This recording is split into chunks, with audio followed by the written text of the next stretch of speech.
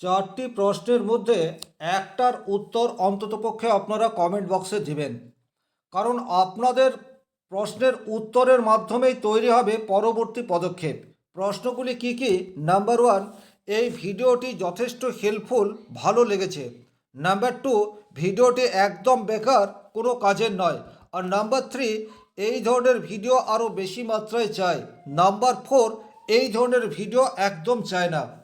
ভিডিওটি কমপ্লিট দেখার পর এই চারটির মধ্যে থেকে অন্তত একটা উত্তর আপনারা কমেন্ট বক্সে অবশ্যই লিখবেন। আর আপনাদের ব্যক্তিগত যদি কোনো প্রশ্ন থাকে সেটাও আপনারা কমেন্ট বক্সে লিখে জানাতে পারেন, আমি তার রিপ্লাই দেওয়ার চেষ্টা করব। নমস্কার, আরও একটি নতুন ভিডিওয়ে আপনাদের স্বাগত জানাই। আমি শ্রী বিশ্বজিৎ। আজ আমার আলোচনার বিষয় মান্থলি প্রেডিকশন ফেব্রুয়ারি মাস, সিংহ রাশি বা সিংহ লগ্ন। এই ভিডিওটির মাধ্যমে স্থূল বিচার এই বিষয়টি হতে থাকবে। তার কারণ হচ্ছে রাশিফল মানেই হচ্ছে গোচরগত ফল। একটা গ্রহ যে রাশিতে রয়েছে সেই সাপেক্ষে কিছু ফল প্রদান করার চেষ্টা সেটি করে থাকে। তবে যেমন আপনি একজন মানুষ, আপনি যখন বাড়িতে রয়েছেন আপনার বাহ্যিক চরিত্র বা ব্যবহার সেটি একরকম, কর্মক্ষেত্রে রয়েছেন তখন আপনার বাহ্যিক চরিত্রের পরিবর্তন হয়ে যাচ্ছে। আবার বন্ধুবান্ধবের সাথে রয়েছেন বা কোনো আত্মীয় বাড়িতে রয়েছেন তখন আপনার ব্যবহার পাল্টে যাচ্ছে। এই যে এক একজন মানুষের স্থান বিশেষে বাহ্যিক ব্যবহারের পরিবর্তন, একজ্যাক্টলি গ্রহ একটা রাশি থেকে যখন অন্য রাশিতে মুভ করে তার চরিত্রের কিছুটা পরিবর্তন ঘটে, আর এই রেজাল্টকে আমরা রাশিফল বলি। সুতরাং এখান থেকে স্থূল বিচার করা সম্ভব, কিন্তু সূক্ষ্ম বিচারের জন্য জন্মকুণ্ডলী প্রয়োজন। চলে আসছি মূল আলোচনায়। সবচেয়ে প্রথমেই যে গ্রহটিকে নিয়ে আলোচনা করব সে হচ্ছে সিংহ রাশির অধিপতি গ্রহ রবিদেব। আপনার রাশি সাপেক্ষে বর্তমানে রবি মকর রাশির ঘরে অবস্থান করে রয়েছে, অর্থাৎ ষষ্ঠ ঘরে। ষষ্ঠ ঘরে রবি থাকার জন্য বেশ কিছু ক্ষেত্রে আপনি পজিটিভ রেজাল্ট পাবেন। বিশেষ করে যারা কর্মপ্রার্থী, সরকারি চাকরির জন্য দীর্ঘদিন ধরে চেষ্টা চালিয়ে যাচ্ছেন, প্রচুর পরিশ্রম করছেন, এই জায়গাতে রবি আপনাকে হেল্প করতে পারে। ফেব্রুয়ারির শুরুতেই যদি আপনাদের কোনো এক্সাম থাকে সেক্ষেত্রে কিন্তু সেই এক্সামে উত্তীর্ণ হওয়ার প্রবাবিলিটি সেটা আপনাদের বৃদ্ধি পেতে যাচ্ছে। শারীরিক দিক দিয়ে কিছুটা প্রবলেম এই বিষয়টি আপনাদের হতেই পারে। বিশেষ করে চোখের কোনো সমস্যা সেটি আসতে পারে, হার্ট রিলেটেড কোনো প্রবলেম সেটা আসতে পারে। তাছাড়া যেহেতু মকর রাশি শনির শত্রু গৃহ, সুতরাং পায়ে চোট লাগা, হাড়ের কোনো সমস্যা, এই ধরনের প্রবলেম কিন্তু চলে আসতে পারে। তবে বর্তমান সময়ে আপনারা কিন্তু আপনাদের শত্রুদের উপর বিজয়ী হতে পারবেন। ঋণ বর্তমান সময়ে কিন্তু যেহেতু লগ্নপতি বা রাশিপতি গ্রহ রবি সে আপনার ষষ্ঠভাবে অবস্থান করে রয়েছে, সুতরাং বর্তমান পরিস্থিতিতে আপনাদের আইনি জটিলতা যদি কিছু থাকে সেই জায়গাতে কিন্তু রিকভার হওয়ার প্রবাবিলিটি সেটা বৃদ্ধি পেতে যাচ্ছে। আবার একই রকমভাবে আপনার জন্মকুণ্ডলিতে রবি যদি অত্যন্ত অশুভ হয়ে অবস্থান করে সেক্ষেত্রে আপনি কিন্তু কোনো হঠকারী সিদ্ধান্ত নিয়ে ফেলতে পারেন, মাথা গরম করার প্রবাবিলিটি সেটা তৈরি হয়ে যেতে পারে।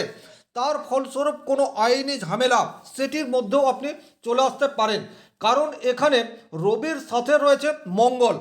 আর এই রবি এবং মঙ্গলের দ্যুতি বা একই রাশিতে অবস্থান হঠাৎ করে আপনার মাথা গরমের টেন্ডেন্সিকে অনেকাংশে বাড়িয়ে দিতে পারে। এই জায়গায় আপনাকে কিন্তু কিছুটা হলেও সংযত জীবনযাপন করতে হবে। আপনি কোথায় রয়েছেন, কোথায় কি কথা বলছেন, এটা কিন্তু অনেক বেশি গুরুত্বপূর্ণ। মাথা গরম করলে চলবে না, এই বিষয়টি কিন্তু বিশেষভাবে আপনারা খেয়াল রাখবেন। ওভারঅল মকর রাশিতে রবি সে কিন্তু আপনার এনার্জি এই বিষয়টিকে বর্তমানে অনেকাংশে বাড়িয়ে দেওয়ার চেষ্টা করবে। তবে আপনাদের রাশির উপরেই কিন্তু কেতু অবস্থান করে রয়েছে। নিজের আবেগ সেটা প্রত্যেকটা জায়গাতে প্রকাশ করার চেষ্টা সেটি কিন্তু করবেন। স্বাভাবিক অর্থেই সিংহ রাশির মানুষ কিন্তু যেটা ভাবে বা যেটা বলা উচিত সেটা মুখের উপর বলতে পারে, কিন্তু যেহেতু এখন কেতু অবস্থান করে রয়েছে, আপনি কোনো একটা কথা বলতে পারলেন না, ভেতরে ভেতরে কষ্ট অনুভব করলেন, সেক্ষেত্রে কিন্তু মানসিক চাপ এটি তৈরি হতে পারে। সুতরাং আপনার যা চারিত্রিক বৈশিষ্ট্য রয়েছে সেটাকে যথাযথভাবে মেনটেন করার চেষ্টা সেটি আপনাদেরকে করতে হবে। এরপর যে গ্রহটিকে নিয়ে আলোচনা করব সেই গ্রহ হচ্ছে রাজ্যকারী গ্রহ মঙ্গল। সিংহ রাশির জন্য অত্যন্ত শুভ গ্রহ হিসেবে মঙ্গলকে ধরা হয়। আর এই মঙ্গল এখন ষষ্ঠভাবে অবস্থান করে রয়েছে এবং উচ্চস্থ অবস্থাতে রয়েছে। সুতরাং এখান থেকেও একটা কথাই বলবো, যারা বিশেষ করে ডিফেন্স লাইনের জন্য প্রিপারেশন নিচ্ছেন তাদের কাছে কিন্তু সেরা সুযোগ হতে যাচ্ছে। যারা আইটি সেক্টরে চাকরির জন্য চেষ্টা করছেন তাদের কর্মপ্রাপ্তির সম্ভাবনা সেটি অনেকাংশে ইনক্রিজ হয়ে যাচ্ছে। যারা ম্যানেজমেন্টমূলক কোনো কাজের সাথে যুক্ত বা হায়ার পোস্টে যাওয়ার জন্য পরিশ্রম করছেন তারাও কিন্তু বর্তমান সময়ে পজিটিভ রেজাল্ট আশা করতে পারেন, কারণ মঙ্গল এখন অনেক বেশি শক্তিশালী এবং রাজ্যকারী গ্রহ মঙ্গলের দশা বা অন্তর্দশার মধ্যে যদি আপনি রয়েছেন ডেফিনেটলি ফেব্রুয়ারি মাস আপনার জন্য অত্যন্ত পজিটিভ, এ বিষয়ে কোনোরূপ ডাউট নেই। এরপর আমরা যে গ্রহটিকে নিয়ে আলোচনা করব সেই গ্রহটি হচ্ছে বুধ। বর্তমানে বুধ সেও কিন্তু ষষ্ঠভাবে অবস্থান করে রয়েছে, তবে এই ষষ্ঠভাবে বুধের উপস্থিতি সেটা ফেব্রুয়ারি মাসের 4 তারিখ পর্যন্ত। শারীরিক কিছু প্রতিবন্ধকতা তৈরি হয়ে যেতে পারে, মুখের কিছু জড়তা, দাঁতের কিছু ব্যথা, গলার ব্যথা, এই ধরনের কিছু প্রবলেম সেটা তৈরি হতে পারে। নার্ভাস সিস্টেমে কিছু প্রবলেম, হরমোনাল কিছু ইমব্যালেন্স, এই ধরনের ঘটনা কিন্তু মাসের শুরুতে আপনাদের ক্ষেত্রে ঘটতে পারে, কারণ এখানে শুক্র সেও 6 তারিখ পর্যন্ত মকর রাশির ঘরে অবস্থান করে রয়েছে। সুতরাং শারীরিক দিক দিয়ে আপনাদেরকে যতটা সম্ভব পজিটিভ এবং যতটা সাবধানতা অবলম্বন করা সম্ভব সেটা করে চলবেন। এই বুধ আপনার সপ্তমভাবে অবস্থান করবে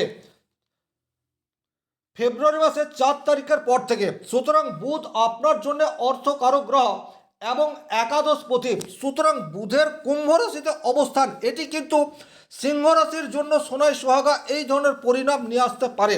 লাইফ পার্টনারের প্রমোশন সেটা যেমন হয়ে যেতে পারে, লাইফ পার্টনারের মিষ্টি ব্যবহার, লাইফ পার্টনারের সাথে সুসম্পর্ক, অর্থাৎ দাম্পত্য জীবনে সমস্যা থাকলে সেই সমস্যার সমাধান, এই ধরনের ঘটনা কিন্তু ফেব্রুয়ারি মাসের 4 তারিখের পর থেকে ঘটতে দেখা যাবে।